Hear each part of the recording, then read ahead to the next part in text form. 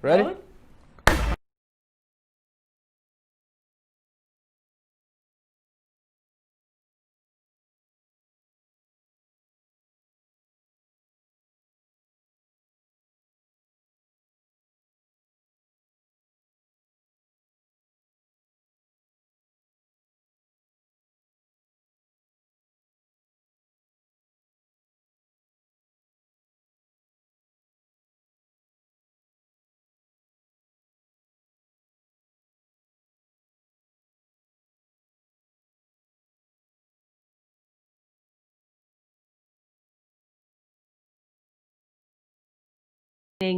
Which is just incredible and kind of mind-blowing, but so very 2020 to think about, right, guys?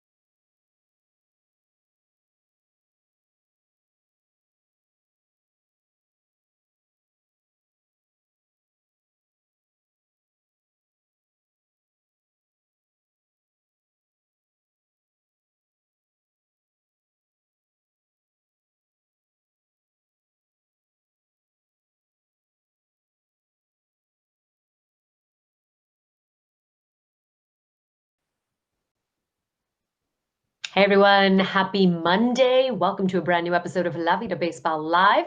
I'm Julie Alexandria here in Clinchville, San Diego, along with Ozzie Guillen Jr. in Chicago and Jennifer Mercedes, La Chica Deportes in New Jersey. Guys, there is only one more week of regular season baseball, if you can believe it. Teams have anywhere from 6 to 8 games remaining in the regular season.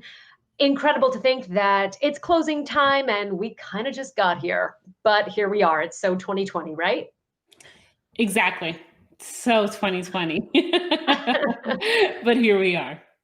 But here we are. Lots to get to today. We're going to be talking about the teams who have clinched a playoff spot, the teams who are out, officially out of playoff contention. We're going to be talking about Ron Gardenhire and the fact that there will be, and there is, a vacancy, managerially speaking, with the Tigers in Detroit and who might be the best possible fit. So we're going to be talking about looking ahead as well. And the Yankees with their unorthodox way to the postseason. But congratulations to the Yankees and to the Padres, you guys on the East Coast and the West Coast who clinched yesterday. Very exciting, especially for the Padres, coming in. First clinching moment since 2016. But first, let's get it started with the passing of an icon, of a fighter, of a true trailblazer in Ruth Bader Ginsburg, Supreme Court Justice, passed away. And here's a photo of the Oakland A's paying tribute to the late Supreme Court Justice. And they were not the only ones. The Mets did as well at Citi Field, which was lovely to see. Yeah, it's nice to see. And yeah, what a huge loss to American society. I mean, you think even the world, I mean, some of the things that she implemented and or was part of implementing, right, in for women's rights and even men's rights for that matter. I mean, it's incredible to think that there was a point in time not too long ago when you and I, Julie, would not be able to have our own credit cards or our name on a mortgage. And, even the idea of having a baby and working at the same time and not having that fear of being fired. I mean, those were all things that she was part of. So huge loss, but what an icon. Yeah, they nicknamed her the notorious RBG, but she was truly only notorious to those who feared equality. I think the nickname comes because of perseverance. I think that, when the world that you live in today is you can't fathom the stuff that, the laws that she was fighting against. And it's just really hard because it's less than 100 years ago.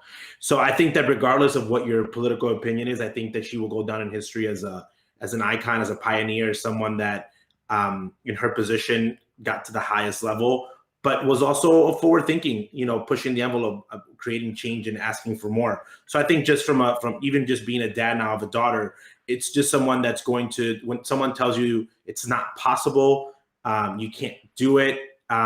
It's awesome. She did all that in the time of adversity, which she could have just, had a really good life and with less controversy and not a lot of pressure. She took it all on from a very young age. Her job, with all due respect to the president of the United States, whoever gets that job, sitting in the Supreme Court is a very tough position to get to. You're probably at the highest seat, if not the president's seat. You're making some really, really hard decisions. And she held the job for a very long time and did a very, very good job at it. So yeah. She will be hard. Her legacy will live forever, but it's definitely a big one to fill her shoes in what. Yeah, well, I mean, it's a lifetime appointment, so that's why so much rests on this election, and the fact that seat is being rushed to fill, which is interesting because when it was the other way around during Obama's administration, there was a stay. Okay, moving on. Not to get political here, but the postseason is upon us. It's incredible that this time next week, it will be a universal off day league-wide, and then the wild card games start, you guys. Next Tuesday, there'll be 4 wild card games played, and then next Wednesday, I'm just going to call it Super Wednesday, 8 wild card games will be played. But up until then, there's still 6 to 8 remaining regular season games, depending on who you are. If you're the Padres, 6 games. If you are the Cardinals, you have 8 more games to play. But let's talk about who has clinched a playoff berth. We've got the Padres, the Dodgers, the Tampa Bay Rays, the Chicago White Sox, the Oakland Athletics, the Minnesota Twins, and the Yankees. So, biggest surprise to you guys? The Yankees.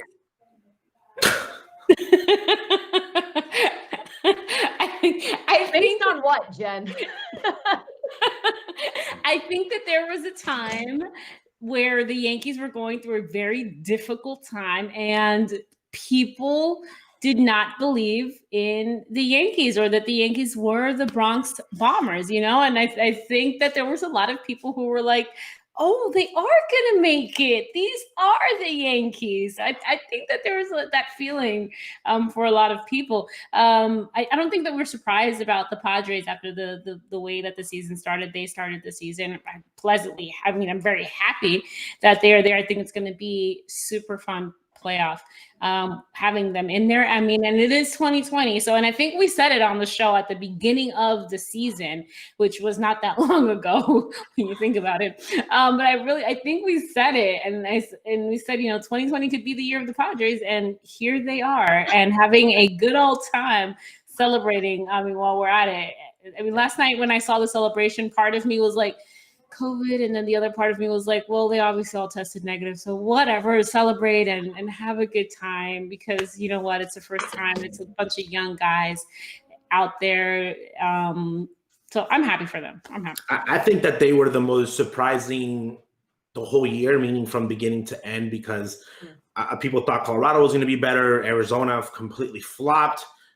San Francisco had played really well early on, but we didn't think San Diego was going to be getting in and being so close to the Dodgers. That's not a huge difference. Only a 4 It was the 3-0. It was that 3-0. 3-0 that changed it all. The surprise, though, is the Yankees because, like Jennifer said, a week ago, if you would have told me that 2 weeks ago, if the Yankees were going to clinch this soon, I thought that if they didn't get it together, they could miss a spot as the number 2 seed. I thought that Toronto could possibly pass them, and then they would end up being a 3rd seed, which would have been a wild card, which, again, opponent-wise, it wouldn't have been the matchup wouldn't have been the same. But that's what the last week is super important because there's something called Vegas odds, okay? So from Las Vegas to managers, your odds are going to who do you want to face, okay? So, for example, the season was to end today. The Minnesota Twins would play the New York Yankees. The Twins do not want to play the Yankees in the first round. Google it. They've never had a really good record against them in the past, 5 years. The White Sox, they don't want to play the Indians in that first round, okay? So it's all about matchups and where you're at. Obviously, you want to win the division. Minnesota wants to take over the division. But in Cleveland's aspect is if they win, they'll climb up. So even the American League Central right now is up for grabs. No one really wants to be that 8th seed. So a lot of teams are going to be a lot of changes. And when I talk about Vegas this changes the odds on who makes the playoffs, in what seed, and who's going to play what in what round. And from a health standpoint, the Cardinals are going to be playing basically every single day until the universal day off. So they're in a run. And they technically could take the division still. So let me ask you, Ozzy, because I'm not too familiar with Vegas odds or the sports books whatsoever, but do you think that there is more interest, more fervor, more bet placed because of the condensed season and because we have 16 teams going to the playoffs versus 10? Absolutely. Also, apps have been launched left and right because of the changes of the laws. I know FanDuel here in Chicago is used a lot. Barstool Sports just launched in Pennsylvania. I think it's also because your people are more engaged in the game. So you're watching the game now. You have the ability to place a bet in the first inning. Is last night it was Nelson Cruz. If you bet $10, you'd get 150 if you went deep because he hasn't hit one in a while. So I think this engages the fans to watch more. But I think the odds also change. People are trying to bet more because you could bet a team that's a long shot because today they're out of it. And then in a week, that could completely change. In a regular season, those shifts are very hard to do unless you take a team early on before the season starts. So for people who gamble, those odds can change. Like right now, if you took Nelson Cruz for an MVP race, okay, his odds are, meaning it's a bettor's odds, meaning his odds are a little bit higher because he's been kind of not hitting the past 2 weeks. If you take those odds today, Nelson Cruz in the next 5 games, which he is more than capable of doing, drives in 15 runs, hits 10 bombs, he wins the MVP, you just made yourself a lot of money. Yeah, and I think talking about not only the odds, but talking about certain teams that are in it or kind of in it or might be in it. I mean, how about the Marlins? And then I saw posts. It made me laugh because of certain games that they've lost by what was it, 20 runs or 10 runs in 5 games. And this is the team that's might be in the postseason. And it's just talking about odds and teams that you didn't think would make it, making it. It's going to be interesting. Yeah, isn't that interesting that, you look at the 2 teams who are, I guess, hardest hit by the pandemic and the cancellation of games, the Marlins and the Cardinals, and 2 very different outcomes in where they are now, right? I just think it's so interesting that they both had to, they fell victim to having games canceled and then had to make those up with the 7-inning doubleheaders and just really go on a tear for the Marlins. It's incredible. So it'll be very interesting to see how this all plays out and to check out the magic numbers. I'm sure come Wednesday for our next show, we'll have more of an update for you guys. But let's move on to another topic. Detroit Tigers manager Ron Gardenhire retires due to health concerns. Now, there's a bit of this is shrouded in mystery because we don't really know exactly what those concerns are pertaining to, but obviously his health is in question and he has decided to step down with just 1 more week left in the regular season here in 2020. So the question becomes, who will take his place? And we were texting before about the possible replacements and where our thoughts lie on that, Ozzy. I'll tell you right now, anybody but AJ Hinch. And I'll come out and say it out loud. if you're gonna interview AJ, then you got to interview Alex, and I don't think that's fair right now. You got to interview Carlos. You got to interview Carlos. That's what I mean. So it's a thing that has layers upon layers upon layers. And the reason I'm so hard on AJ Hinch is not because he's Caucasian, he's not Latino, is because he was the manager. Okay, he was the boss. Okay, I don't care if you learned on the spot, and players took control of your clubhouse, and you made that storyline look that way. So for the media to come out, okay, and say this guy's a favorite and be okay with that, I have a hard time with that. Why? Because obviously when they see my last name, they're gonna say, "Oh, you're saying it because Ozzy's your father." I said, "Okay, let's take Ozzy out of the conversation, okay? Because if you wanted a World Series manager, you could have Ozzy, but maybe that's not what you want. Maybe you want a Latino manager." I said, "Okay, you got Tony Pena, Manny Acta, who are a little bit older. You can go that route. You can go to Carlos Beltran, a former player. You go to Joy Cora, or you can go to Carlitos Mendoza in the Yankees, who's analytical and young. Joe Espada." So huge list. Let's say you don't want to go Caucasian. Let's say you don't want to go Latino. Let's say you want to go Caucasian. There's a lot of great young managers that are out there. So the fact that you're bringing up AJ Hinch right off the bat, okay, a guy who cheated. He cheated. He is Pete Rose in managing. He got a World Series ring cheating. All the fans know that. So you're going to put pressure on the players. Like if I was a player, I'm like, you want to bring, like, we're not good, and you're going to bring this guy so we get booed everywhere we go and second guess. That's my issue with this, that we tend to hold pride.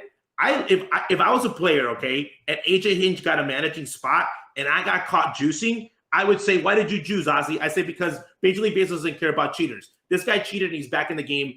I wanted to make money and I got paid." That's my issue, that the media is saying how great he is, how awesome he is. He was just suspended last year. He's only been out 60 games. But is he really that?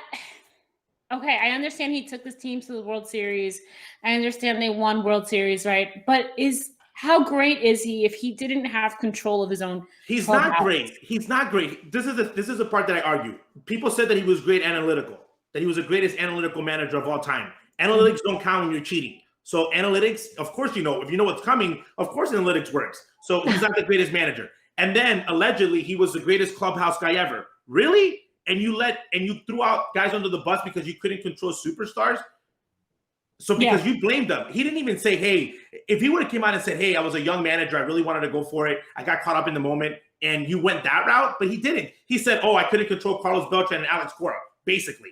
And if you are to believe the idea that has been thrown around, really the best manager at this point, if you want a new one, is Carlos, right? Because he was controlling, quote unquote, controlling the players. That's what I mean. Well, he was controlling. Carlos is it's a very sad part of this whole story, is because he was a bench player.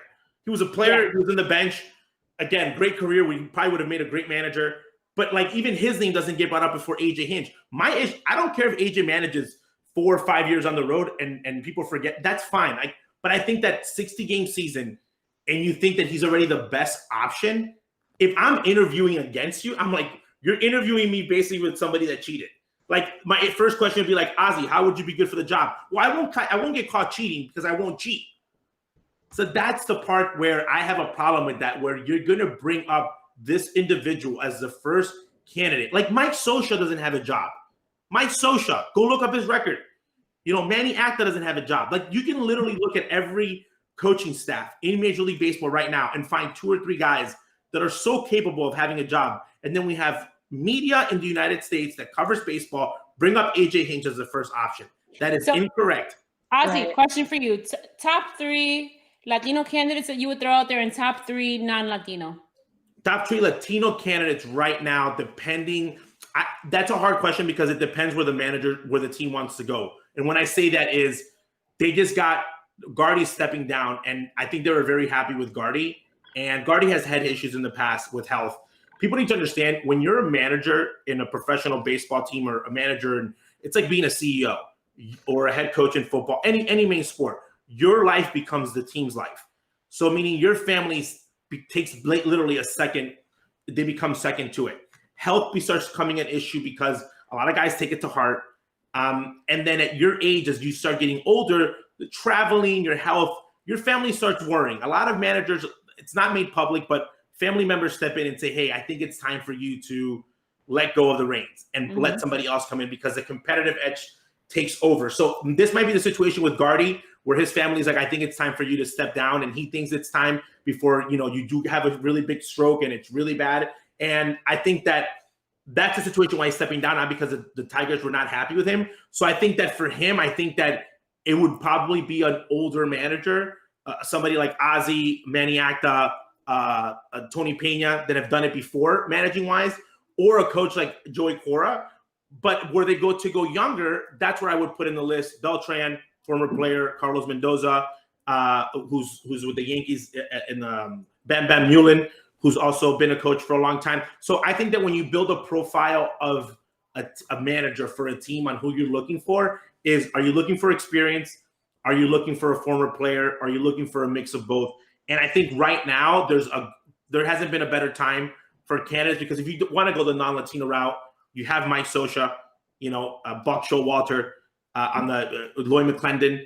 So there's a lot of options for the older guys, and then younger guys that are coming up. You know, there's the name Mark Kotze has been thrown around a couple times. So there's options. There's a lot of great names out there.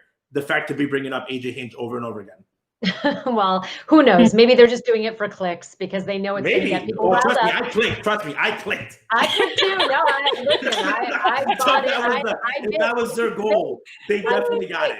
And we're talking about it, so obviously. But if you are watching on Twitter, on Facebook, on Instagram Live right now, please let us know. On Facebook Live, please let us know. Sound off. Who do you think would be the best replacement for Ron Gardenhire of the Detroit Tigers? Let us know who you think should take the reins over there, because it will be a huge decision whether they want to keep with a veteran manager or if they want to go in a different direction and go with someone new, someone young, to breathe in some new life to that Great franchise. job, though, by the way. Great job. Whoever's going to take it, they're not doing great right now, but they have a lot of potential, and they're building the right way. So it would be a fun job to take and try to see what someone can do with them. So do you think this is like a rebuilding? No, they're rebuilding. They're rebuilding, but they saw they can compete. I think it's not a let's win right now. I think someone who comes and takes a job, it's a 2-3 year plan of advancing and moving forward. So again, some guys that are older, you might not want because their legacy, and they're like, well, I want to win right now. Some guys say, yes, I want to be here, but I want to think long term. And for a young manager, someone like Carlos Beltran, if you throw his name out there, or a young, you know, like Mark Kotze, or guys that never had experience, it's a good way to get your feet wet and start building. Because when you're a manager, okay, you have a philosophy in your head of like what you think you want your team to do and what you want to implement. And then you put that in work with what the front office wants to do, but it takes some time to put it there. That's why I haven't critiqued once the Mets and their manager. It's his first year, 60-game season. I don't think that it's an issue of, you have to get a new manager for it. He's getting his feet wet, doesn't know his players. So I'm not going to judge him on a 60-game season. It's going to take some time. Like, it's going to take him 1 or 2 years to feel really comfortable and say, this is my roster. So I wouldn't want it to be a one and done type of deal. I want, if someone takes a job, to get 2 or 3 years to be able to, develop and see what they have. All right. Well, yesterday marked the Emmys, and they went forth in a virtual way. And you guys, Michael Jordan wins again. He wins again. The Last Dance documentary won an Emmy Award for Best Documentary Series. We were all watching. It's almost like, when I think about this, it's almost synonymous with the beginning of the pandemic, because everyone was tuning in on Sunday nights on ESPN to check out the latest in this incredible documentary series. But it really drives home and affirms the fact that we might be in the golden age of sports documentaries. This was one of the best things I had seen on TV in a very long time, and I'm glad that it is getting its due. I'm glad that it won the Emmy, and just incredible for what it means for sports documentaries, because I think this is the beginning of an incredible time as we see some wonderful stories brought to light. I agree. Right. Yeah, I thought it was some of the best TV out there. I mean, and maybe there was a combination of we needed to watch something, which I still feel like right now, like I need new movies, right? But I'm not going to go to the movie theater, but I need new movies. But yeah, I agree 100%, Julie. I think that it was just a story in itself. I think that in the world that we live today, I think that sports is a great storyteller. You know, documentaries are usually teaching you something or warning you about something or telling you something that happened. And sports does that. I think that when you look at all the streaming channels, I love seeing the seasons. You know, if it's a soccer team, if it's a story, because as a fan, I want to know what really was going on. Like, what was that person thinking? You know, what was that conversation like in that one given moment? Think about if, you know, the Asterisk season, if there was a documentary, if someone had been documentary, you know, I'm just saying, like, those are things that you look back and you're like, oh my God, like you know, I would love to, I've been saying this and I hope she's filming herself. I'm a huge fan of Serena Williams. Most people don't know this. She's probably one of those most dominant athletes of all time, at least in my era, basically competing with Tiger Woods. But what's her day-to-day look like? I find it so interesting that she's been a mother, she's given birth, she's gone back, like her body's bounced back and forth, her the way that she's basically dominated the sport. But I would love to see what her day looks like. Okay. Like, what is she like a mom? Like, you know, do the girls go to the matches? Like, how does she balance that? That to me is extremely interesting. And I would watch it in a documentary because as a fan, I like to see how people get ready. And for the fact that the Bulls did this when they did it, because you can't go back in time and say, okay, let's go back and film this. I think it was really cool because it was a season that everyone remembers it, but we all wanted to know what really happened, of why Michael stepped away, what was the problem, especially here in Chicago, because that's one of those things that's like, you know, people get blamed and it's still brought to this day. So I think that makes people get excited. And from when you're not a fan of the team, and you're just a regular Joe putting it on as a documentary, you get brought in right away because you didn't have to watch the season, because you're being told a story of the intricacies of the back and forth. And that's what I think makes the sports documentary so powerful, is that it captures you and it brings you into a time that you don't really need to be even from that era to kind of be told the story. So I thought it was cool that they were giving their dues. Again, I think it's big because when you win in categories in any industry, I really think that's where the money starts flowing. And that's why it's so important when certain groups or something is nominated or wins, because that brings money into the industry. Because this year they're going to say, okay, who do we spend money on for the next big sports documentary? And you need that in order to get a chance to be on the big screen. Well, that is certainly a positive of the Emmys on Sunday, but one of the negatives that we noticed, and certainly no stranger to this controversy, is John Leguizamo, actor. He's been part of our show before here on La Vida Baseball Live. The 2020 Emmys, he is boycotting them. He boycotted them last night because of the Latinx snubs. Not a single Latino or Latina performer was nominated in any of the top categories, and not a single show about the Latinx experience, the Hispanic experience, was nominated in any of the biggest categories. Now, he says it's cultural apartheid, and he has made no qualms when it comes to making a big issue and taking issue with this, as we do as well. So then we direct you to our content celebrating Hispanic Heritage Month. Here you can check out interviews with people from all across, all walks of life, from chefs to baseball players, athletes to directors to actors, all over the place. So you can check out all of those interviews. Jen has done some incredible interviews, Ozzy as well, and I have two contributing, and you can check them out on our Facebook, on our Instagram, and our Twitter as well. Jen, can you give us a preview of who's coming up for our Hispanic Heritage Month? Well, if you head over to our social right now, you can see David Peralta from the Arizona Diamondbacks. We've got something in the works. Mr. Vladdy Jr. Will be coming up soon as well with some of their content for Hispanic Heritage Month. And real quickly with the Emmys, I just want to say we are very happy that a lot of women of color were recognized. African-American women, Zendaya, youngest women to win the category that she won in. But yes, we need the fight needs to continue, because now we need Asians, Latinas, Latinos to be also highlighted in these categories.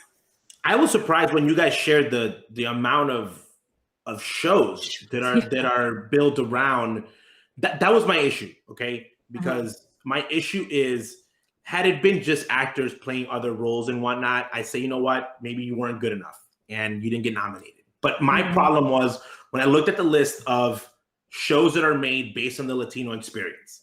Yeah. Okay, that you're basically using the Latino experience to make money. That's what you're doing. And that's the part that I get mad, because you're using the stories, you're paying the actors and whatnot, but you're gaining an audience and you're gaining a following based on that demographic. Therefore, then you should at least have either a category, if you don't want to have the controversy of like, okay, well, maybe we don't put them in but create a category just for that genre, or find the top individual and say, hey, we've made X amount of shows. Okay, we need to have representation of that. And that's what I think when awards and ceremonies, I think that they're behind. And I really think that they don't really think about it as like a business. Okay, they really don't sit down and say, hey, and it happens in sports, it happens in TV. And I really find it happens a lot in entertainment.